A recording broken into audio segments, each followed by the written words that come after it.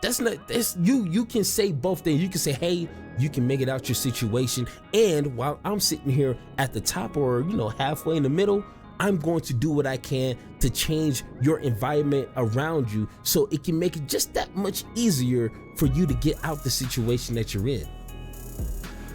What? Did I not just break that down flawlessly? Come on, man. If you don't understand that, you don't have the ears to hear. You just don't want to listen. I broke that down like a fraction, baby.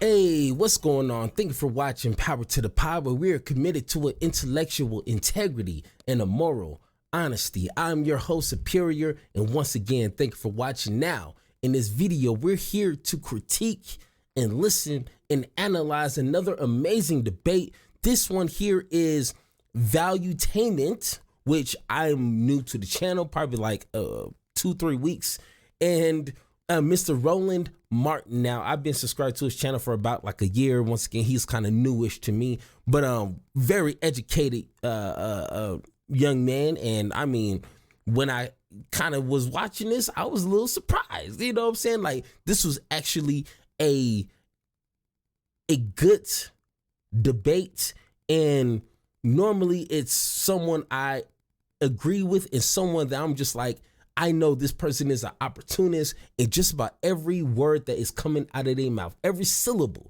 that's coming out their mouth is just talking points and just saying it just to say it, not having a real conversation. But the older gentleman, or the other gentleman who's kind of running this whole entire valuetainment channel, I think he's coming from a good place, and he just has his own perspective. He has his own questions and his own thoughts, and that's okay.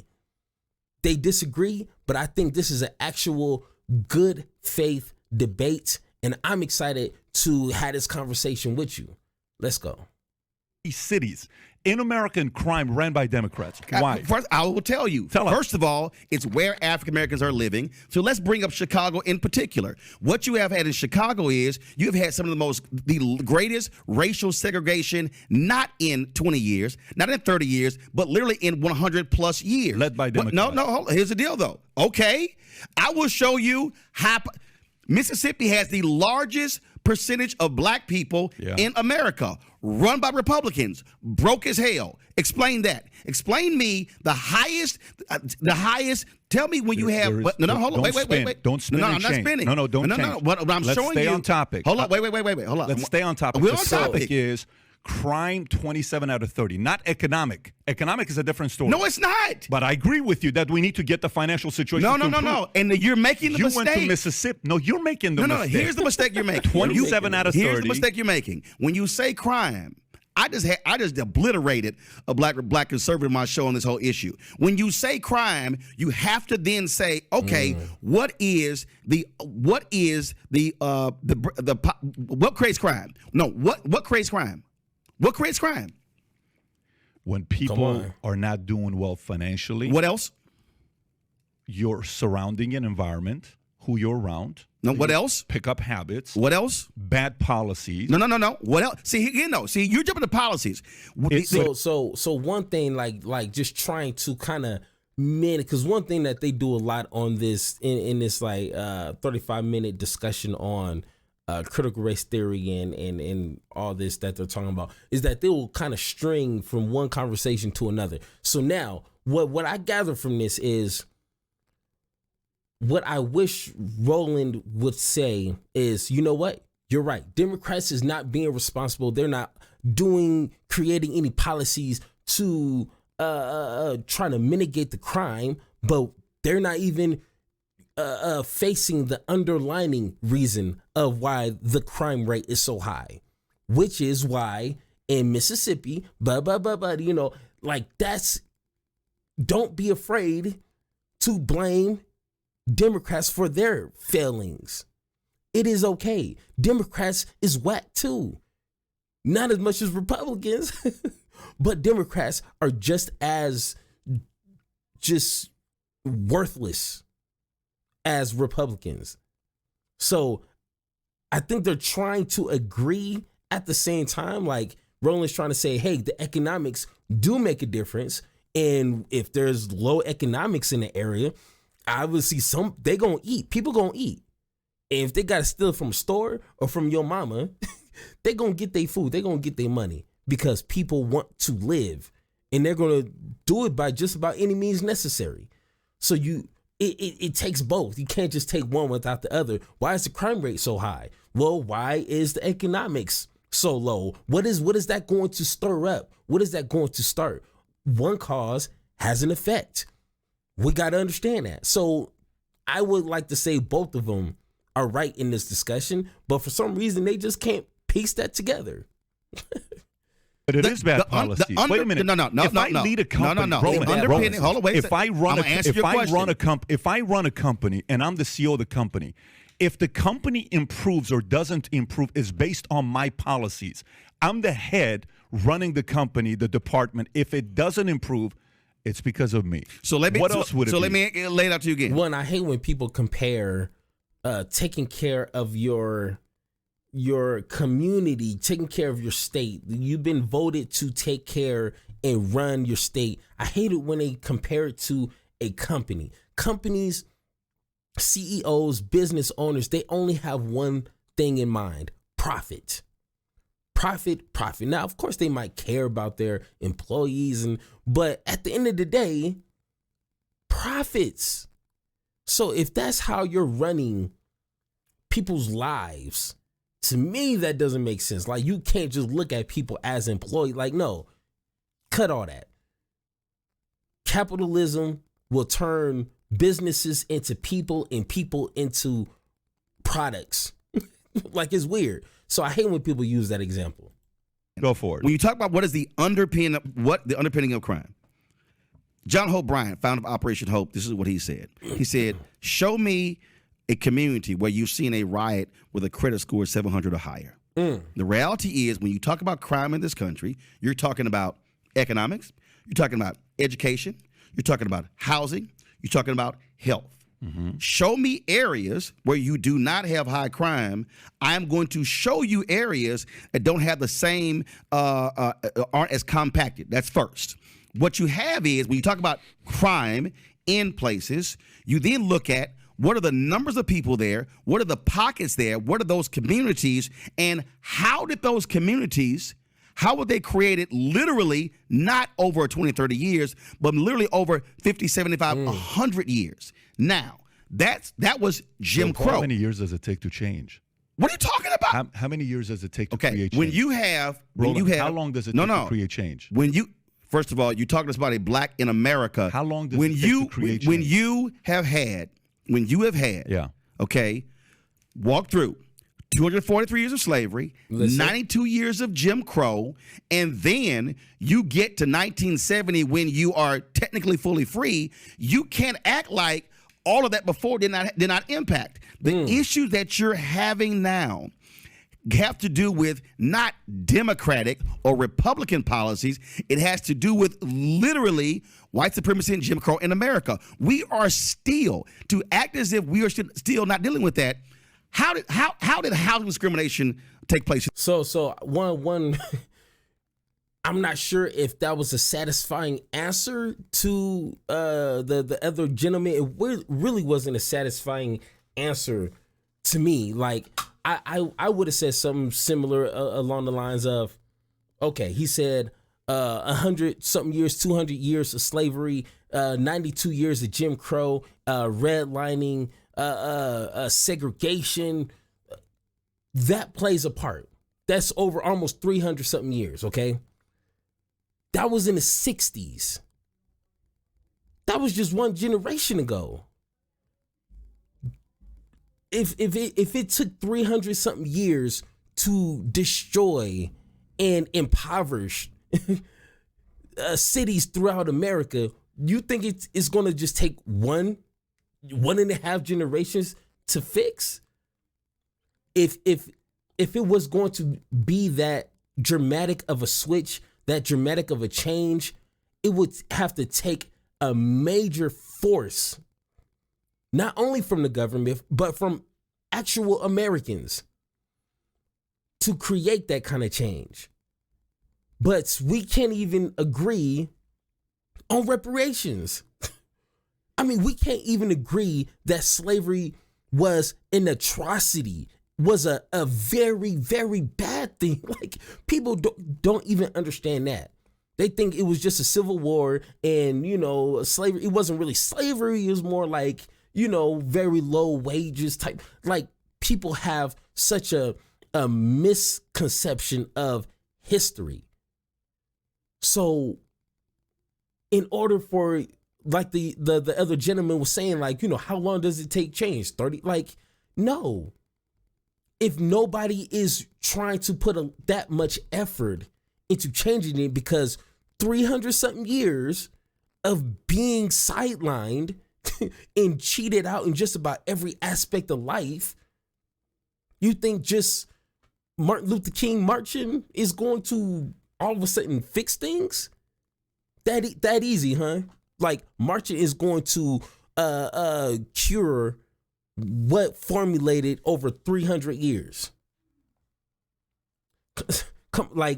I think that would have been a little bit more of a sufficient answer, but I think Roland is just such in a hurry that, he kind of missed out on that, brother. In this country. Do you know who created it? The realtors.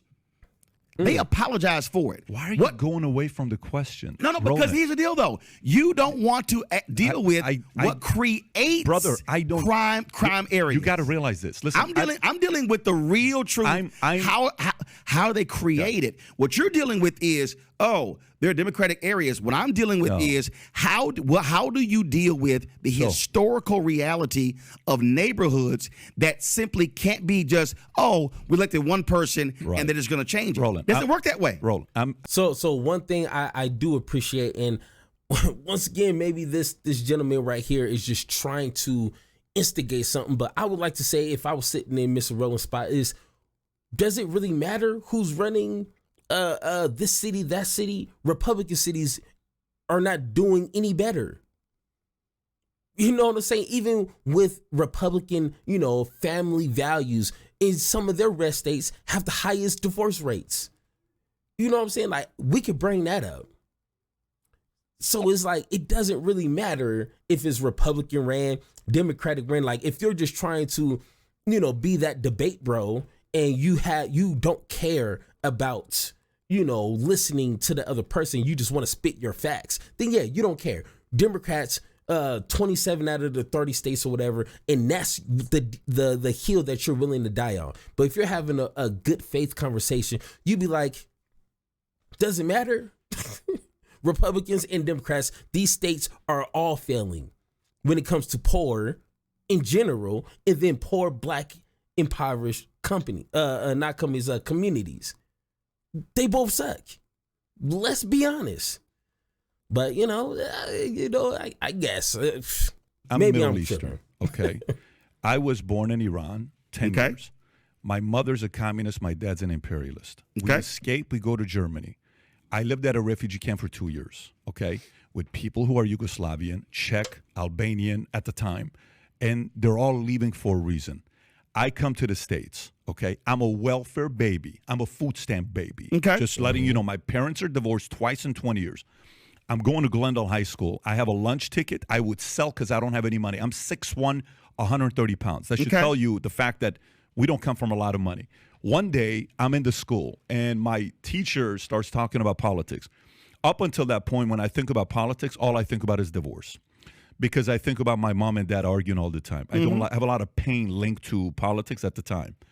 And the teacher's going to be a Democrat because she's presenting how rich people are this rich. I'm like, okay, great, rich people are bad.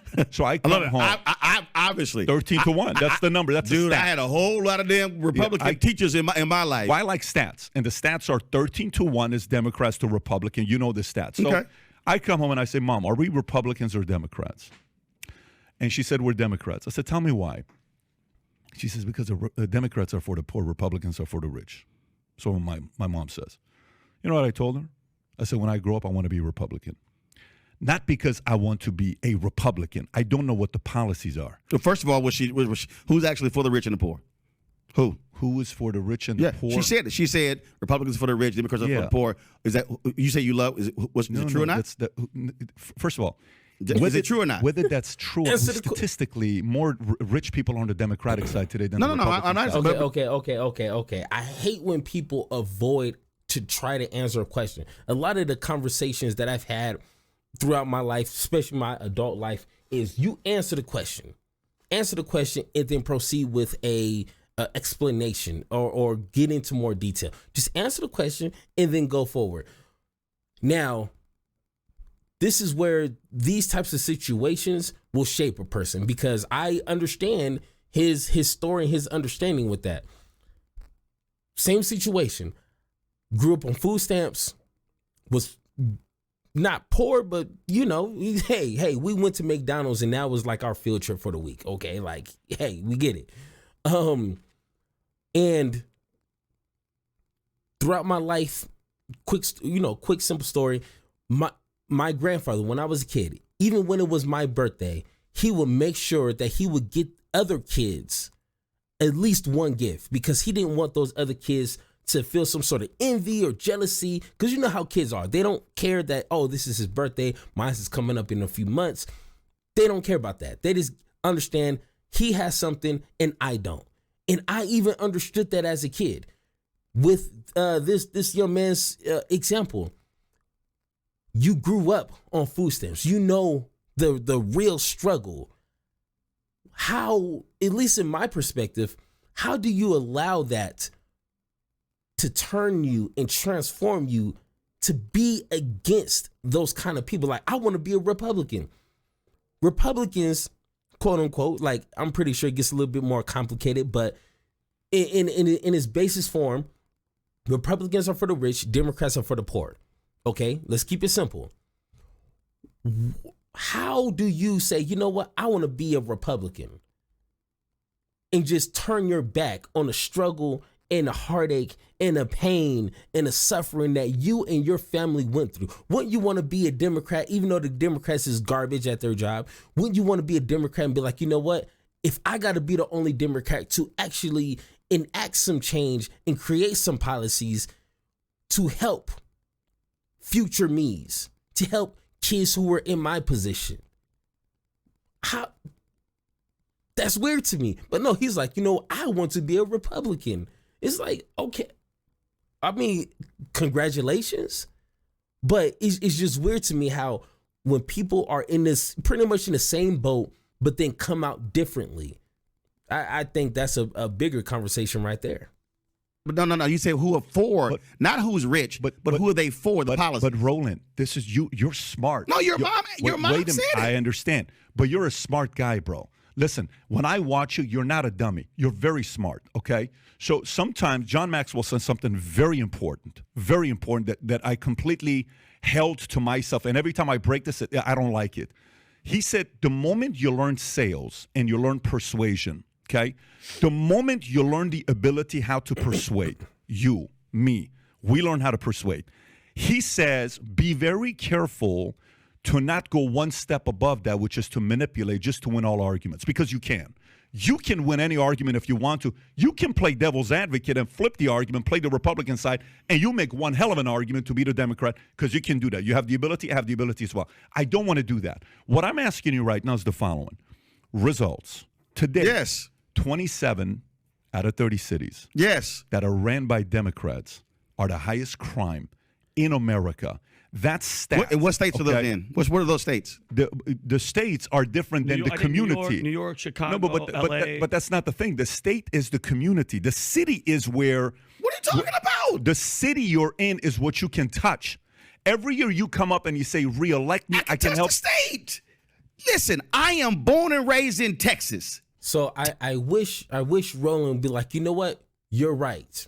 Democrats is garbage. Out of those 27 states, or I keep forgetting the number that he's saying, but whichever states is failing, get them out of there. They're obviously not doing their job, especially if they've been there for a while. Get them out. No excuses. I'm not married to these Democratic politicians. Get them out. That's simple. But I mean, I don't know Roland's position. Maybe he's a diehard Democrat. I'm just Democrat just by examining both sides, and it's like, hey, this is the easier side to kind of push the change that I believe in. But I mean, just say, hey, get them out, fire them, exile them out of the country. I don't care. That should be, boom, simple, end the conversation. Let's move on. Texas, Houston, Clinton Park, to act as if what? No. Oh, so then what you're saying is, let's stop voting for mayors. They're a waste of time. No, see, because they can't do anything. First of all, I didn't say that. Let me finish my thought. I am born and raised in Houston, Texas. Grew up in Clinton Park neighborhood. To act as if what happens in Austin does not have an impact on Houston is crazy. You're making excuses now. No, I'm not. You're making excuses. Okay, here's now. the deal, though. See, it's real easy to say it's excuses when I'm stating facts. And the point I'm stating is... That's not a fact. That's just an opinion. No, it's a fact. The state of Texas significantly has an impact economically, educationally on what happens in Houston. That's a fact. Yeah, as somebody who, as a kid, traveled with my mom to rallies and events with the Metropolitan Organization and the state capitol, I understand. Did you grow up rich? Who? Did you grow up rich? No, my parents didn't even go to college. How are you rich then? What do you mean how? How are you rich? Here's how. How are you rich? No, here's how. Yeah. Because first and foremost, the neighborhood that I grew up in it was one of the first master plan communities by HUD. What you had in my neighborhood was you had folks, first of all, I had mom and dad, one, who also married together. Hell yeah, they're still married, 56 years, who absolutely believed in education. Now, what I recognize is, so for me, in my household, what my parents emphasized, never went to college. Then my brother went to Texas A&M. I went to Texas A&M. My sister went to Texas A&M. And so that was our house. What I recognize is that somebody who is next door or across the street or around the corner did not have the situation that I had. Now, I totally get that. What I don't do is be arrogant enough to say, well, listen, I did this. Why can't you? Because I understand that not everyone has the exact same setup, the same situation. What I'm talking about, and this is but why not give that story of inspiration to say you can get out of it? Okay, so I still don't think I think he's not being disingenuous. He's not being the Candace Owens or the Ben Shapiro's where they don't want to ask questions and they don't care and they know. But oh boy, he's still asking, but why can't you tell people? You can tell people all they want. It's not going to change their actual physical situation. One, Roland said, I had parents who loved me. This is what Cornel West is famously known for saying. I had people who loved me. I had people who had my best interest at heart. And I made a few dumb decisions along the way, but I had people to guide me and navigate me through, my early years so I don't stumble and fall too far. If you don't have no one who loves you and you live in an impoverished area, poor education, poor jobs, poor physical environment. I don't know when the last time you've been in the hood, but I'm just saying it's hard to just listen to someone and just say, oh, but you can be rich one day. It's like, brother, I'm hungry right now. Why you want me to think about 20, 30 years being rich? I'm trying to get some food right now. So what I'm going to do is knock on this old lady's door, kick it down, and I'm going to get some food real quick. Then we can continue this conversation. Like, it's not just, I don't know if niggas been hungry. let someone be real hungry one day. They understand. You ain't trying to hear what people are trying to say. You just want to eat. That's simple. First of all, you say, why not? I'm sorry. Yeah, you clearly have never watched my show when what I talk about consistently are these very issues. I don't sit here and go do doom and gloom. Every single Tuesday on my show, I feature actual black-owned businesses. Every single Wednesday, I feature African Americans who have tech companies. I love that. Every That's what I wanna Friday, start I doing, actually baby. feature something called Yes, Education sir. Matters, Yes, sir. folks who are in the education space, school choice. I got HBCU Connect, so I do all of that. So then So let's- first, so- but one second. But you know why I said that? Let me tell you why I said that. Because you Okay. said, I'm not the one that says, look at me, I got out, so can you. That's what you said. No.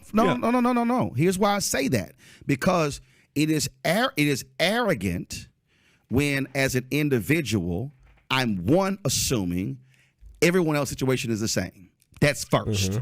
Two, it's also arrogant to then not actually study and look at how, from a macro level. See, you're describing a it. micro level. You can always have that singular individual, or this person, or that person, or this family. That's Okay, so let me break this down like a fraction, baby. One, once again, I learned this from Cornell West. Just because there's a few black faces in some high places doesn't mean everything is solved. What Roland's trying to explain is it's a different way that you can deliver your message to people. One, you, at least in my opinion, you don't want to be that arrogant person, like you said, and say, I made it out my situation. You can't too. Why can't you? Oh no, you're just being lazy. You're not motivated. You don't care enough. You're playing a victim. You just want a handout. I got out my situation. You can too. That might motivate a few people. I ain't gonna even lie. But what he's trying to say is, I made it out my situation with factors that not everybody has access to. Once again, that love, that plays a major part. You don't understand. That plays a major part. Having two parents, just that alone makes a difference. Having family that loves you, having, people around you saying, hey, maybe you shouldn't be doing that. Don't do. I had that in my life. And I appreciate that, because I would not be on this in front of you talking to you right now. That stuff you can't statistics and put data and numbers on. So now what Roland is trying to communicate is, now I made it out this situation through factors that a lot of people don't have. Now what I can do is try to enact change in the stuff that I can't see that can be changed, such as education, in economics in the community. That can be changed.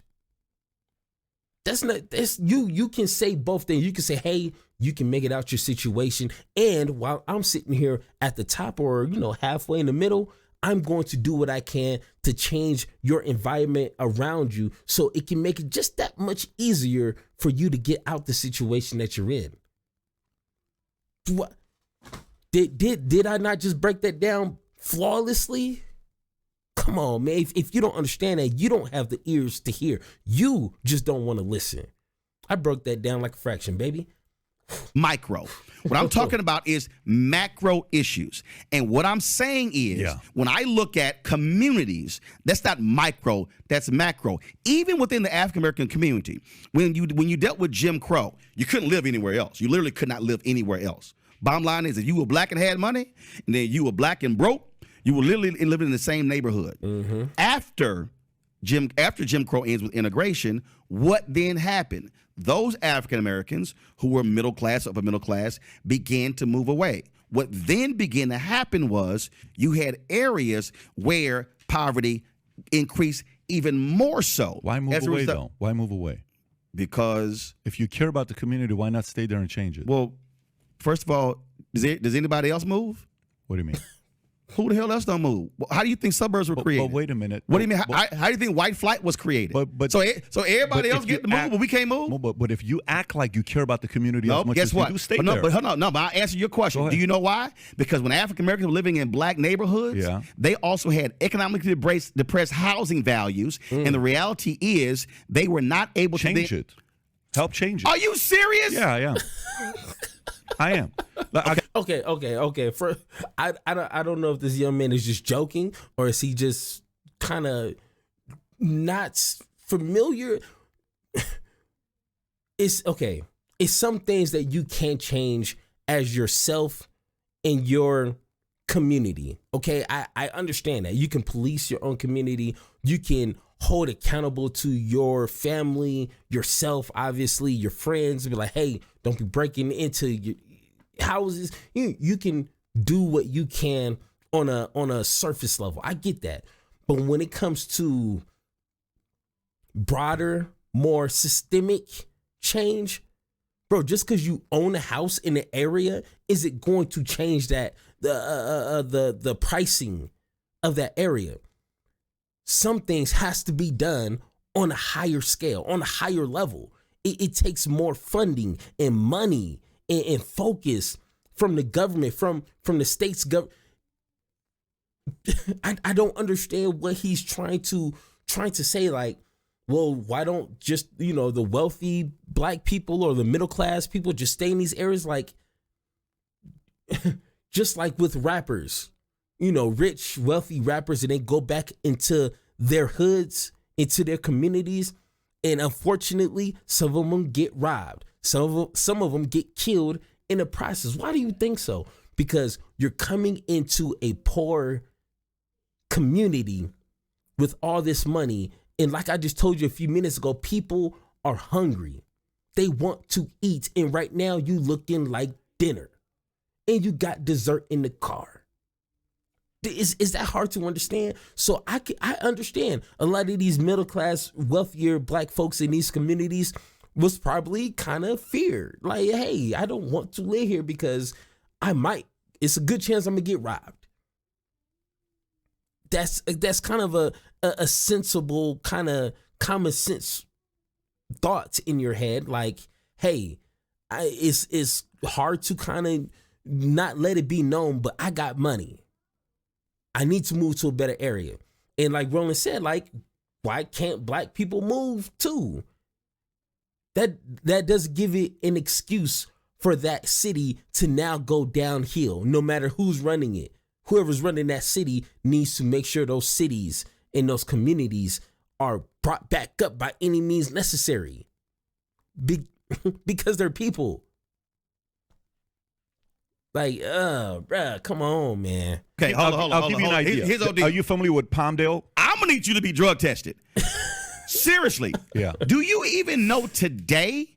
We've done the stories in Florida when somebody's black selling their house, the appraisers will come in and literally give them a value $100,000 to $300,000 less because they're black. You know that's actually happened, right? You'll take one story and say that. Oh my God! On how many occasions has that happened? Are you serious? Do you think a message like Okay, why don't you go ahead and Google? Why don't you go ahead and Google? Okay, so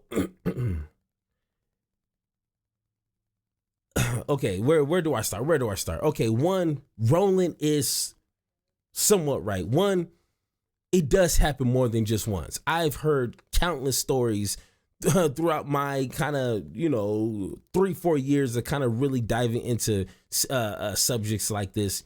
It happens more than just once. It's not one story out of like 10 years. Like, no, this happens when it's in the media, when people who kind of understand their finances and kind of understand the value of their home and will not take a penny less than what they feel they deserve. You know what I'm saying? That makes it to the news. What about all the other people that have no idea on how much their home is really worth and that they're being suckered? A lot of people might be like, dang, this is all I could really get. All right, well, it's better than nothing. Sold. And they get cheated out of $200,000, $300,000. It's a lot of stories like that. And just like I say, a lot of these stories don't get publicized like it should. Or it probably dominate the media. You know what I'm saying? But even back in the 60s, back in the 50s, in the 70s, you couldn't run to the media station, to the news station, and be like, oh, I'm being cheated. They wouldn't care. You would just get cheated. I mean, look up redlining. Even that situation alone cheated a lot of people when it comes to housing and putting in that equity and putting in that foundation, that economic foundation for you and your family, because that can roll over to your kids and your kids. I mean, we all know how housing and how all that works. You know what I'm saying? So I think that's kind of fair. You know what I'm saying? Like, how many times has that happened? No, I believe it's happened, but how many times has that happened? The New York Times literally just did a story talking about the systemic racism that exists within housing appraisals. This is a fundamental problem. I'm trying to see, you're living in a different reality. What progress are you making by saying that? What progress? So what you're doing? I'm trying to end that. Okay. Do you know how inherent? Okay, hold on. You said you're Middle Eastern, right? You're trying. Okay. Hold on. You said you're Middle Eastern, right? I am. Yes. How? So now just looking at his face. Okay, looking at his face, I really feel like he's really trying to understand. And if he doesn't understand, I accept that. I'm not going to bash somebody who doesn't understand and they're trying to have that good faith conversation. But just because you don't understand something doesn't mean that it's not real or it's not a real issue. It just means you don't understand it. You haven't had the privilege to go through being underpraised by $200,000, $300,000. You may not have went through that, or you may not know anyone who's been through that. It is okay. But just because you don't understand it, don't be like, that can't be real. And second, he's trying to, when he said at the end, how are you trying to change by, change the situations by saying that? Well, how else do you shine light to situations like this? You speak about it. You speak against it firmly with your chest out, with your deep voice. You know what I'm saying? Like, I don't get that. Like, maybe he's confused on that, or maybe he just doesn't get it. I don't know, but I don't think he's trying to have purposely a disingenuous, a dishonest conversation. And of course, you guys can watch the entire interview. It's like what, 22 minutes left. Like, I'm not going to, because we're already like 30, almost 40 minutes into this video. But let me know in the conversation. Let's have this conversation. If you made it to the end of this video, I applaud you, because there's a lot of people who's going to watch like 2 minutes and already feel like they can critique me and have these discussions and these arguments with me, and they don't even watch the whole video. And it's like, brother, watch the whole video, then get back at me, because right now you sound like a fool. And when I call you an idiot, then you're gonna get mad at me. You know what I'm saying? Let's have this conversation. Just pretty much any topic that was covered in this video. And I'm ready when you are. You know what I'm saying? So let's go ahead and have that conversation.